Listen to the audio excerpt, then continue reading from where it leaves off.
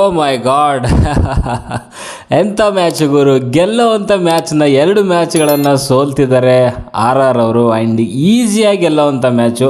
And ನಾನು thumbnail ಕೂಡ ready ಮಾಡಿದ್ದೆ. ಸೊ 8 ವಿಕೆಟ್ಗಳ ಭರ್ಜರಿ ಯಶಸ್ವಿ ಗೆಲುವು ಅಂತ. ನಿಜವಾಗ್ಲೂ ಗುರು ಸಿಕ್ಕಾಪಟ್ಟೆ ಒಂದು ಇನ್ಎಕ್ಸ್ಪೀರಿಯನ್ಸ್ ಕಾಣ್ತಾ ಇದೆ. ಸೊ ಈ ಒಂದು ಕ್ಯಾಂಪಲ್ಲಿ ಲಾಸ್ಟ್ ಮ್ಯಾಚಲ್ಲೂ ಕೂಡ ಅಷ್ಟೇ 9 ರನ್ಗಳನ್ನು ಕೊನೆಯ ಓವರಲ್ಲಿ ಮಾಡಲಿಕ್ಕಾಗಲಿಲ್ಲ DC ಎದುರುಗಡೆಗೆ. ಆ್ಯಂಡ್ ಇವತ್ತು ಕೂಡ ಅಷ್ಟೇ 9 ರನ್ಗಳನ್ನು ಅಗೈನ್ ಲಕ್ನೋ ಸೂಪರ್ ಜೈಂಟ್ಸ್ ಒಂದು ವಿರುದ್ಧ ಮಾಡಲಿಕ್ಕಾಗಲಿಲ್ಲ.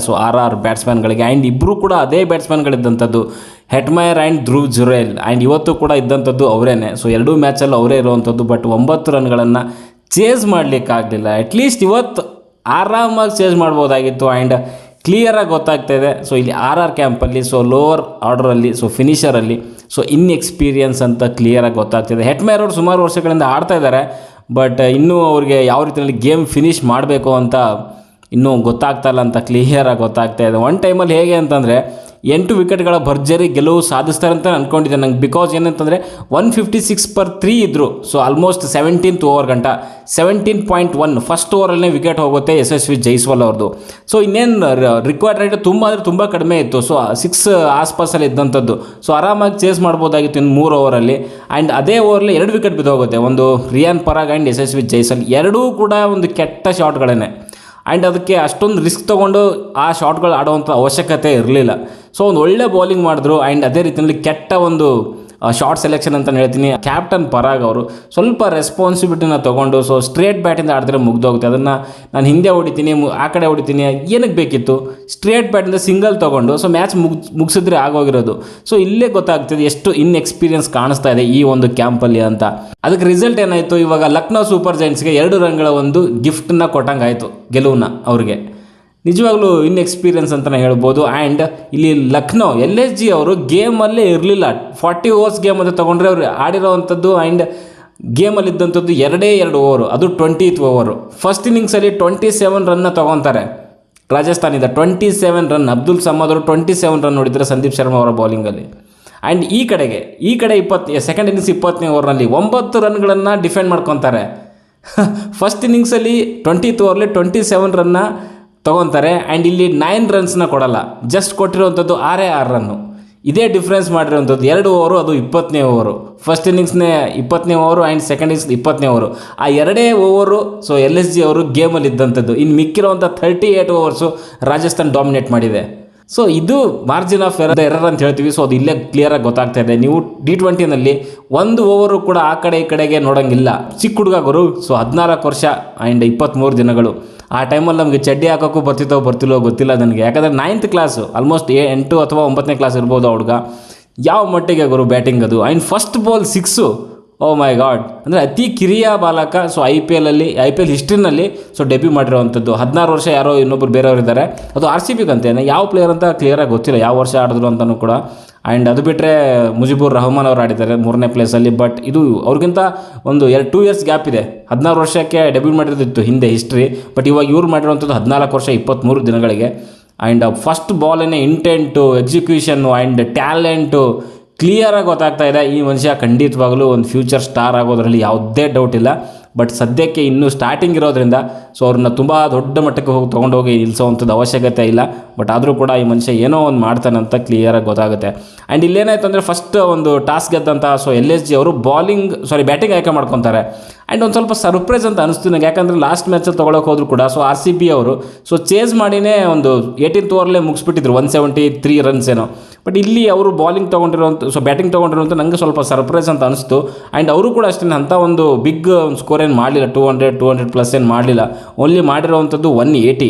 ಅದರಲ್ಲಿ 27 ರನ್ಸು ಲಾಸ್ಟ್ ಓವರಲ್ಲೇ ಬಂದಿದೆ. ಆ 27 ರನ್ಸ್ ಬಂದಿರಲ್ಲ ಅಂತಂದರೆ ಇವರು ಮೇ ಬಿ 160 ಬಿಲೋವಲ್ಲೇ ಇರ್ತಿದ್ರು. ಬಟ್ ಆ ಒಂದು ಸ್ಕೋರ್ನ ಯಾವ ರೀತಿ ಡಿಫೆಂಡ್ ಮಾಡ್ಕೊತಿದ್ರೋ ಗೊತ್ತಿಲ್ಲ. ಬಟ್ ಲಕ್ ಅವ್ರ ಕಡೆ ಇತ್ತು ಅಂತ ಅನಿಸುತ್ತೆ. LSG ಕಡೆಗೆ 27 ರನ್ ಬರುತ್ತೆ ಸಂದೀಪ್ ಶರ್ಮಾ ಓವರಲ್ಲಿ. ಅಬ್ದುಲ್ ಸಮದ್ ಸೂಪರಾಗಿ ಹಿಟ್ಟಿಂಗ್ ಅಂತಲೇ ಹೇಳ್ತೀನಿ. ನಾರ್ಮಲಿ ಸಂದೀಪ್ ಶರ್ಮಾ ಆ ಒಂದು ಮಟ್ಟಿಗೆ ರನ್ಗಳನ್ನು ಲೀಕ್ ಮಾಡಲ್ಲ. ಬಟ್ ಇಲ್ಲಿ ಅಬ್ದುಲ್ ಸಮದ್ ಸಖತ್ತಾಗಿ ಬ್ಯಾಟ್ ಮಾಡಿದ್ರು ಅಂತ ಹೇಳಿ LSG ಅವರು. ಫಸ್ಟ್ ಒಂದು ವಿಕೆಟ್ ಬೇಗ ಹೊಂಟೋಗುತ್ತೆ ಅವ್ರದ್ದು. 16 ರನ್ಗೆ 2.2 ಓವರ್ಸಲ್ಲಿ ಮಿಚೆಲ್ ಮಾರ್ಷ್ ಅವರು ಔಟ್ ಆಗ್ತಾರೆ. ಆ್ಯಂಡ್ ಅದಾದಮೇಲೆ ಸೊ ಪೂರನ್ ಕೂಡ ಜಾಸ್ತಿ ಹೊತ್ತು ಜಸ್ಟ್ ಒಂದು 11 ರನ್ ಮಾತ್ರ ಮಾಡ್ತಾರೆ ಸಂದೀಪ್ ಶರ್ಮಾ ಅವರ ಬೌಲಿಂಗಲ್ಲಿ LB ಆಗ್ತಾರೆ. ಇನ್ ಕೇಸ್ ಪೂರನ್ ಏನಾದರೂ ಇದ್ದಿದ್ದರೆ ಮೇ ಬಿ ಇನ್ನೊಂದು ಚೂರು ಸ್ಕೋರು ಮುಂದೆ ಹೋಗಿರೋದು. ಬಟ್ ಒಂದು ಕಡೆಗೆ ಸೊ ಕೆಲವು ಮ್ಯಾಚ್ಗಳಿಂದ ಮಾರ್ಕರಮ್ ಅವರು ತುಂಬ ಚೆನ್ನಾಗಿ ಆಡ್ತಿದ್ದಾರೆ. ಆ್ಯಂಡ್ ಈ ಒಂದು ಮ್ಯಾಚಲ್ಲೂ ಕೂಡ ಅವರು 66 in 45 ಡೆಲಿವರೀಸ್ ತುಂಬ ಒಂದು ಒಳ್ಳೆ ಒಂದು ಆಟನ ಆಡ್ತಾರೆ. ಆ್ಯಂಡ್ ಹಾಫ್ ಸೆಂಚುರಿ ಕೂಡ ಮಾಡ್ಕೊತಾರೆ ಅಂತಲೇ ಹೇಳ್ತೀನಿ. ಆ್ಯಂಡ್ 146 ಸ್ಟ್ರೈಕ್ ರೇಟಲ್ಲಿ ಸೊ ಇಲ್ಲಿ ಸೂಪರ್ ಆಗಿರುವಂಥ ಒಂದು ಇನ್ನಿಂಗ್ಸ್ನ ಮಾರ್ಕರಮ್ ಕಡೆಯಿಂದ ಬರುತ್ತೆ. ಆ್ಯಂಡ್ ಪಂತು ಕೂಡ ಆಡಲಿಲ್ಲ. And one of the worst by ಅಂತಲೇ ಹೇಳ್ಬೋದು. ಸೊ IPL ಇದ್ರಲ್ಲಿ ತೊಗೊಳಕ್ಕೆ ಹೋದರೆ ಬಿಕಾಸ್ 27 ಏನು ಕೊಟ್ಟಿದ್ದಾರೆ ಕ್ರೋರ್ಸ್ ಅವ್ರಿಗೆ ನಿಜವಾಗ್ಲೂ ವರ್ತ್ ಅಲ್ಲ ಅಂತ ಕ್ಲಿಯರಾಗಿ ಗೊತ್ತಾಗ್ತಿದೆ. ಬಿಕಾಸ್ ಅವ್ರ ಬ್ಯಾಟಿಂಗು ಅಂತ ಒಂದು ಏನು ಸೂಪರಾಗಿ ಆಡ್ತಾ ಇಲ್ಲ. ಬಟ್ ಕ್ಯಾಪ್ಟನ್ಸಿನ ಕೂಡ ಅಷ್ಟೇ ಆ್ಯಂಡ್ ನಾಟ್ ಇಂಪ್ರೆಸಿವ್ ಅಂತಲೇ ಹೇಳ್ತೀನಿ. ಬಟ್ ಅವರು ಹಂಗೋ ಮ್ಯಾಚ್ ಗೆದ್ದಿದ್ದಾರೆ ಕೆಲವೊಂದು. ಬಟ್ ಆದರೂ ಕೂಡ ಅಂಥ ಇಂಪ್ರೆಸಿವ್ ಕ್ಯಾಪ್ಟನ್ಸಿ ಏನು ನನಗೆ ಅನ್ನಿಸ್ತಾ ಇಲ್ಲ. ಆಯುಷ್ ಬದೋನಿ ಆ್ಯಂಡ್ ಮಾರ್ಕರಮ್ ಇಬ್ಬರು ಒಂದು ಒಳ್ಳೆ ಪಾರ್ಟ್ನರ್ಶಿಪ್ ಬರುತ್ತೆ ಅವ್ರ ಮಧ್ಯೆ. ಆಲ್ಮೋಸ್ಟ್ ಒಂದು 80 ರನ್ಸ್ ಪಾರ್ಟ್ನರ್ಶಿಪ್ ಬರುತ್ತೆ ಮಾರ್ಕರಮ್ ಆ್ಯಂಡ್ ಬದೋನಿ ಅವರಿಬ್ಬರೇ ಒಂದು ಮ್ಯಾಚ್ ಏನು ತಗಲಾಕೊಂಡಿತ್ತು. ಸೊ ಒಂದು ಪಾರ್ಟ್ನರ್ಶಿಪ್ಪಿಂದ ಸೊ ಮ್ಯಾಚ್ನ ತೊಗೊಂಡು ಬರ್ತಾರೆ ಅಂತಲೇ ಹೇಳ್ಬೋದು. ಕೊನೆಯಲ್ಲಿ David Miller and Abdul Samad ಆ ಒಂದು ಫಸ್ಟ್ ಇನ್ನಿಂಗ್ಸ್ನ ಕ್ಲಿಯರ್ ಮಾಡ್ತಾರೆ 180 ರನ್ಸ್ಗೆ ಅಂತಲೇ ಹೇಳ್ಬೋದು. ಅದರಲ್ಲಿ ಅಬ್ದುಲ್ ಸಮದ್ ಸೂಪರಾಗಿ ಆಡಿದ್ರು. ಆ್ಯಂಡ್ ಆಯುಷ್ ಬದೋನಿ ಕೂಡ ಅಷ್ಟೇ 50 ರನ್ಸ್ ಹೊಡಿತಾರೆ 147 ಸ್ಟ್ರೈಕ್ ರೇಟಲ್ಲಿ 34 ಬಾಲಲ್ಲಿ. So 50 run. ಸೊ ಒಂದು ಒಳ್ಳೆಯ ಇನ್ನಿಂಗ್ಸ್ ಅಂತಲೇ ಹೇಳ್ಬೋದು. ಅವರ ಒಂದು 3 ಜನ, ಒಂದು ಮಾರ್ಕರಮ್ ಅವರು and AYUSH Badoni and Abdul Samad, so ಈ 3 ಜನರ ಒಂದು ಸ್ಕೋರಿಂದನೇ ಸೊ 180 ರನ್ ತಲುಪೋಕ್ಕೆ ಸಾಧ್ಯ ಆಯಿತು ಅಂತಲೇ ಹೇಳ್ತೀನಿ. ಸೊ LSG ಅವರಿಗೆ ಒಂದು ಕಾಂಪಿಟೇಟಿವ್ ಸ್ಕೋರ್ನ ತೊಗೊಂಡು ಬರಲಿಕ್ಕೆ ನನ್ನ ಪ್ರಕಾರ ಕಡಿಮೆ ಆಯಿತು ಅಂತ ಅನ್ನಿಸ್ತು. ಬಿಕಾಸ್ ನಿಮ್ಗೆ ಗೊತ್ತಿರೋ ಹಾಗೆ ಅಲ್ಲಿ RR ಸ್ಟೇಡಿಯಮಲ್ಲಿ ಸವಾಯ್ ಮಾನ್ಸಿಂಗ್ ಸ್ಟೇಡಿಯಮಲ್ಲಿ 185ನೇ ಫಸ್ಟ್ ಇನ್ನಿಂಗ್ಸ್ ಎವರೇಜ್ ಸ್ಕೋರ್ ಇದೆ. ಸೊ ಮೇ ಬಿ ಒಂದು 200 ರೀಚ್ ಮಾಡಬೇಕಾಗಿತ್ತು ಅಂತ ಅನ್ನಿಸ್ತು. ಬಟ್ 180 ಅಲ್ಲಿ ಮಾರ್ಕರಮ್ ಅವರು ಸಾಕು ಅಂತ ಹೇಳಿದ್ರು. ಈ ಕಡೆ ಬಾಲಿಂಗಲ್ಲಿ ಮಾತಾಡೋಕ್ಕೆ ಹೋದರೆ ಸೊ ಜೋಫ್ರಾ ಆರ್ಚರ್ ಅವರು ಡಿಸೆಂಟಾಗಿ ಬಾಲ್ ಮಾಡಿದ್ದಾರೆ. ಎಂಟ್ರ್ ಎಕಾನಮಿ ಇದೆ. ಸೊ ಒಂದು ವಿಕೆಟ್ ಕೂಡ ತೊಗೊಂಡಿದ್ದಾರೆ. ತೀಕ್ಷಣ ಎಂಟ್ರ್ ಎಕಾನಮಿ ಇದೆ, ವಿಕೆಟ್ ಬೀಳಿಲ್ಲ. ಆ್ಯಂಡ್ ಹಸರಂಗ ಸ್ವಲ್ಪ ಚೆನ್ನಾಗಿ ಮಾಡಿದ್ರು 4 ಓವರಲ್ಲಿ. ಸೊ 2 ವಿಕೆಟ್ ತೊಗೊಂಡ್ರು. ಆ್ಯಂಡ್ ತುಷಾರ್ ದೇಶಪಾಂಡೆ ಎಕನಾಮಿಕಲಾಗಿ ತುಂಬ ಚೆನ್ನಾಗಿ ಮಾಡಿದ್ದಾರೆ. 4 ಓವರಲ್ಲಿ 26 ರನ್, ಒಂದು ವಿಕೆಟ್ ಕೂಡ ತೆಗೆದಿದ್ದಾರೆ. ತುಂಬ ದುಬಾರಿ ಆಗಿದ್ದಾರೆ ಸಂದೀಪ್ ಶರ್ಮನೇ. 4 ಓವರಲ್ಲಿ 55 ರನ್ ಕೊಟ್ಟಿದ್ದಾರೆ. ಸೊ ಲಾಸ್ಟ್ ಓವರೇ 27 ರನ್ ಬಂತು. ಆ್ಯಂಡ್ ಅವ್ರದ್ದು ಎಕನಾಮಿ ನೋಡೋಕೆ ಹೋದರೆ 13.8 ಇದೆ. ಆ್ಯಂಡ್ ಈ ಒಂದು 180 ರನ್ಸ್ಗಳ ಒಂದು ಗುರಿನ ಬೆನ್ನತ್ತಂಥ ರಾಜಸ್ಥಾನ್ ರಾಯಲ್ಸ್ ಅವರಿಗೆ ಒಂದು ಭರ್ಜರಿ ಓಪನಿಂಗ್ ಸಿಗುತ್ತೆ. ಆ್ಯಂಡ್ ಅದು ಏನು ಚಿಕ್ಕ ಹುಡುಗ ಅಂತ ಹೇಳಿದೆ ವೈಭವ್ ಸೂರ್ಯವಂಶಿ ಸೂಪರಾಗಿ ಆಡಿದ್ರು. ಅವರೇ ಆ್ಯಕ್ಚುಲಿ ನೋಡೋಕೆ ಹೋದರೆ ಇಂಟೆಂಟ್ ತೋರಿಸಿರುವಂಥದ್ದು, ಈ ಒಂದು ಹಿಟ್ಟಿಂಗ್ ಎಬಿಲಿಟಿ ತೋರಿಸಿರುವಂಥದ್ದು. ಫಸ್ಟ್ ಬಾಲಲ್ಲಿ 6 ತೊಗೊತಾರೆ. ಆ್ಯಂಡ್ ಯಶಸ್ವಿ ಜೈಸ್ವಾಲ್ ಅವ್ರೇನು ಚಿಕ್ಕ ಹುಡುಗ ಹೊಡಿತಾನೆ ಅಂತ ಹೇಳ್ಬಿಟ್ಟು ಅವರು ಕೂಡ ಭರ್ಜರಿಯಾಗಿ ಒಂದು ಬೌಂಡ್ರಿ ಸಿಕ್ಸರ್ಗಳೆಲ್ಲ ಚೆನ್ನಾಗಿ ಬಂತು. 85 in 8.4 overs, almost 10 runs power ಓವರೇ ಇತ್ತು ಅವ್ರದ್ದು ಸ್ಟಾರ್ಟಿಂಗ್ ತೊಗೊಳಕ್ಕೆ ಹೋದ್ರೆ. ಫಸ್ಟ್ 6 ಓವರ್ಸಲ್ಲೇ 61 ಬಂದಿದೆ ವಿತೌಟ್ ಲಾಸು. ಆ್ಯಂಡ್ 8.4 ಓವರ್ಸ್ ಗಂಟ ಒಂದು ವಿಕೆಟ್ ಇರಲಿಲ್ಲ. ಸೊ 85 ರನ್ ತೊಗೊಂಡು ಬಂದರು ಇಬ್ಬರು ಕೂಡ. ಒಂದು ಒಳ್ಳೆ ಶಾಟ್ಗಳು ಆ್ಯಂಡ್ ಎಲ್ಲ ಕ್ರಿಕೆಟಿಂಗ್ ಶಾಟ್ಗಳು, ಅಡ್ಡಾದಿಡ್ಡಿ ಎಲ್ಲೂ ಹೊಡೆದಿಲ್ಲ. ಒಂದು ಕ್ಯಾಚ್ ಕೂಡ ಮಿಸ್ ಆಗುತ್ತೆ ವೈಭವ್ ಸೂರ್ಯವಂಶಿ ಅವ್ರದ್ದು. ಮೇ ಬಿ ಯಾರು ಪ್ರಿನ್ಸ್ ಯಾದವ್ ಅವ್ರು ಬಿಡ್ತಾರೆ. ಅದು ಬಿಟ್ಟರೆ ತುಂಬ ಚೆನ್ನಾಗಿ ಆಡಿದ್ರು. 34 in 20 ಬಾಲ್ ವೈಭವ್ ಸೂರ್ಯವಂಶಿ ಸೂಪರಾಗಿ ಆಡಿದ್ರು. 3 ಸಿಕ್ಸರ್ಗಳು ಆ್ಯಂಡ್ 2 4ಗಳನ್ನ ತೊಗೊತಾರೆ. ಆ್ಯಂಡ್ ಎಲ್ಲ ಬಾಲರು ಕೂಡ ಯಾವುದೇ ರೀತಿಯ ಭಯ ಇಲ್ಲದೆ ತುಂಬ ಚೆನ್ನಾಗಿ ಆಡಿದ್ರು. ಆ ವಯಸ್ಸಿಗೆ ಈ ಒಂದು ಇಂಟರ್ನ್ಯಾಷನಲ್ ರೇಂಜಲ್ಲಿರುವಂಥ ಒಂದು IPLಗೆ ಡೆಬ್ಯೂ ಮಾಡಿಕೊಂಡು 14 ವರ್ಷಕ್ಕೆ ಇಮ್ಯಾಜಿನ್ ಮಾಡ್ಕೊಳ್ಳೋಕ್ಕೂ ಆಗಲ್ಲ ಅವರು ನಮಗೆ. ಬಟ್ ಅದ್ಭುತವಾಗಿರುವಂಥ ಒಂದು ಡೆಬ್ಯೂ ಅಂತಲೇ ಹೇಳ್ಬೇಕು. ಆ್ಯಂಡ್ ಜೈಸ್ವಾಲ್ ಕೂಡ ಅಷ್ಟೇ. ಸೊ ಸಖತ್ತಾಗಿ ಆಡಿದ್ರು. 17th ಓವರ್ ಗಂಟ ಜೈಸ್ವಾಲಲ್ಲಿ ಬರ್ತಾರೆ. ಬಟ್ ಅದಾದಮೇಲೆ ಏನಾಯಿತು ಅಂತ ಮುಂದೆ ಮಾತಾಡೋಣ. ಆ್ಯಂಡ್ ವೈಭವ್ ಸೂರ್ಯವಂಶಿ ಔಟ್ ಆದಮೇಲೆ ಬಂದಂದರೆ ನಿತೀಶ್ ರಾಣಾ. ಸೊ ಅವರು ಒಂದು ಸಿಕ್ಸರ್ ತೊಗೊತಾರೆ. ಅದು ಒಂದು ಟಾಪ್ ಎಡ್ಜಾಗಿ ಹೋಗುವಂಥದ್ದು. ಅದು ಬಿಟ್ಟರೆ ಅವರು ಕೂಡ ಇವತ್ತೇನು ಅಂತ ಬ್ಯಾಟಿಂಗ್ ಆಡಿಲ್ಲ. 8 ರನ್ 7 ಬಾಲಲ್ಲಿ ಅವರು ಕೂಡ ಔಟ್ ಆಗ್ತಾರೆ. ನಿತೀಶ್ ರಾಣಾ ಔಟ್ ಆದಮೇಲೆ ಬಂದಂಥ ರಿಯಾನ್ ಪರಾಗ್ ತುಂಬ ಚೆನ್ನಾಗಿ ಆಡಿದ್ರು. ಸೊ ಅವರು 2 ಸಿಕ್ಸರ್ 3 ಬೌಂಡ್ರಿ ಆ್ಯಂಡ್ ಜೈಸ್ವಾಲ್ ಜೊತೆಗೆ ಸೇರಿಕೊಂಡು ಆಲ್ಮೋಸ್ಟ್ ಮ್ಯಾಚ್ನ ತೊಗೊಂಡು ಬಂದಿದ್ರು. ಆಲ್ಮೋಸ್ಟ್ ಅನ್ನೋಕ್ಕಿಂತ ಮ್ಯಾಚ್ ತೊಗೊಂಡು ಬಂದಿದ್ರು. ಸೊ ಇನ್ನೇನು ಸ್ವಲ್ಪ 17th ಆ್ಯಂಡ್ 18th ಓವರಲ್ಲೇ ಸೊ ಮ್ಯಾಚ್ ಟರ್ನ್ ಆಗಿರೋವಂಥದ್ದು. 2 ವಿಕೆಟ್ ಬೀಳುತ್ತೆ. ಜೈಸ್ವಾಲ್ ಆ್ಯಂಡ್ ಪರಾಗ್ ಅವ್ರದ್ದು. ಆವೇಶ್ ಖಾನ್ ಸೂಪರಾಗಿ ಬಾಲ್ ಮಾಡ್ತಾರೆ. ಜಸ್ಟ್ ಕೊಟ್ಟಿರೋವಂಥದ್ದು 5 ರನ್ನು 2 ವಿಕೆಟ್ ತೆಗಿತಾರೆ. 17.1 ಓವರಲ್ಲಿ 1 ವಿಕೆಟ್ ಬೀಳುತ್ತೆ ಜೈಸ್ವಾಲ್ ಅವ್ರದ್ದು. ಆ್ಯಂಡ್ 17.6 ಲಾಸ್ಟ್ ಬಾಲಲ್ಲಿ ಸೊ ಆವೇಶ್ ಖಾನ್ ಬಾಲಲ್ಲಿ ಸೊ ರಿಯಾನ್ ಪರಾಗ್ ಅವರು LB ಆಗ್ತಾರೆ. ಆ ಒಂದು ಶಾಟ್ ಹೊಡೆಯುವಂಥ ಅವಶ್ಯಕತೆನೇ ಇರಲಿಲ್ಲ. ಸ್ಟ್ರೇಟ್ ಬ್ಯಾಟಿಂದ ಆಡಿದರೆ ರನ್ ಬರೋವಂಥದ್ದು. ಆ್ಯಂಡ್ ರನ್ಸು ಕೂಡ ರಿಕ್ವೈರ್ಡ್ ಅಂತ ಜಾಸ್ತಿ ಏನು ಇರಲಿಲ್ಲ. ಬಟ್ ಆ ಒಂದು ಶಾಟ್ ಆಡಿದ್ರಿಂದ ಅದು LBW ಆದರು ಅಂತಲೇ ಹೇಳ್ಬೋದು. ಕೊನೆಯಲ್ಲಿ ಸೊ ಜುರೇಲ್ ಆ್ಯಂಡ್ ಹೆಟ್ಮೈರ್ ಮೇಲೆ ಜವಾಬ್ದಾರಿ ಬರುತ್ತೆ.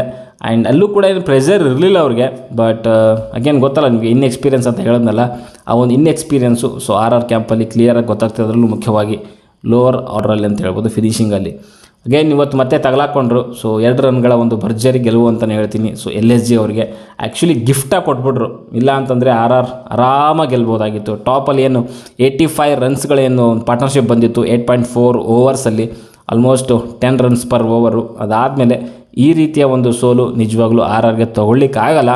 ಜೊತೆಗೆ ಸ್ಯಾಮ್ಸನ್ ಇಲ್ಲದೆ ಇರೋದು ಇಲ್ಲಿ ಕ್ಲಿಯರಾಗಿ ಗೊತ್ತಾಗ್ತಾ ಇದೆ, ಎಕ್ಸ್ಪೀರಿಯೆನ್ಸ್ ಇಲ್ಲ ಅಂತ RR ಕ್ಯಾಂಪಲ್ಲಿ. ಆ್ಯಂಡ್ RR ಕ್ಯಾಂಪಲ್ಲೂ ಕೂಡ ಏನೋ ಒಂದು ಸರಿ ಇಲ್ಲ ಅಂತ ಕೂಡ ಅನ್ನಿಸ್ತಾ ಇದೆ. Because Sanju Samson and management, ಅದರಲ್ಲೂ ಮುಖ್ಯವಾಗಿ ದ್ರಾವಿಡ್ ಅವರಿಗೆ ಕಮ್ಯುನಿಕೇಷನ್ ಏನಾದರೂ ಸರಿ ಇಲ್ಲ ಅನ್ನೋದು ಕೂಡ ಅಲ್ಲಿ ಸೋಷಿಯಲ್ ಮೀಡಿಯಾದಲ್ಲಿ ಕ್ಲಿಯರಾಗಿ ಗೊತ್ತಾಗ್ತದೆ. ಬಿಕಾಸ್ ಲಾಸ್ಟ್ ಮ್ಯಾಚಲ್ಲಿ ಸೊ ಅಲ್ಲಿ ಸೂಪರ್ ಓವರ್ ಬಂದಾಗ ಸೊ ಅಲ್ಲಿ ಸಂಜು ಸ್ಯಾಮ್ಸನ್ ಸುಮ್ಮನೆ ತಿರುಗಾಡ್ತಾ ಇದ್ರು ಬಿಟ್ಟರೆ ಯಾವುದರಲ್ಲೂ ಕೂಡ ಡಿಸ್ಕಷನಲ್ಲಿ ಅವರು ಭಾಗವಹಿಸಲೇ ಇಲ್ಲ. ಸೊ ಈ ಪಂದ್ಯದ ಜೊತೆಗೆ ಸೊ LSG ಅವರು ಸೊ 4ನೇ ಸ್ಥಾನಕ್ಕೆ ಹೋಗಿದ್ದಾರೆ. ನಮ್ಮ RCB 5ನೇ ಸ್ಥಾನಕ್ಕೆ ಬಂದು ಕೂತ್ಕೊಂಡಿದೆ. ಇವಾಗ ಖಂಡಿತವಾಗ್ಲೂ ನಾಳೆ ಮತ್ತೆ RCB ಪಂದ್ಯ ಇದೆ. ಇದೇ ರೀತಿಯಲ್ಲಾದರೆ ಖಂಡಿತವಾಗ್ಲೂ ತಗ್ಲಾಕಂತಾರೆ RCB ಅವರು. ಸ್ವಲ್ಪ ನಾಳೆ ಮ್ಯಾಚ್ನ ವಿನ್ ಮಾಡಿದ್ರೆ ಒಂದು ರಿವೆಂಜ್ ಗೇಮ್ ಅಂತಲೇ ಹೇಳ್ತೀನಿ. ನಾಳೆ ಗೆದ್ದರೆ ಸ್ವಲ್ಪ ಪಾಯಿಂಟ್ಸ್ ಟೇಬಲಲ್ಲಿ ಮುಂದೆ ಹೋಗ್ತೀವಿ, ಇಲ್ಲ ಅಂತಂದರೆ ಖಂಡಿತವಾಗ್ಲೂ ಈ ಸೀಸನ್ ಕೂಡ ನಾವು ಕ್ಯಾಲ್ಕುಲೇಟರ್ ಇಟ್ಕೊಳ್ಬೇಕಾಗುತ್ತೆ ಪಕ್ಕದಲ್ಲಿ. ಓಕೆ, ನಿಮಗೇನು ಅನಿಸ್ತು ಇವತ್ತಿನ ಪಂದ್ಯದ ಬಗ್ಗೆ ಅಂತ ಕಮೆಂಟ್ ಬಾಕ್ಸಲ್ಲಿ ತಿಳಿಸಿ. ಬಾಯ್.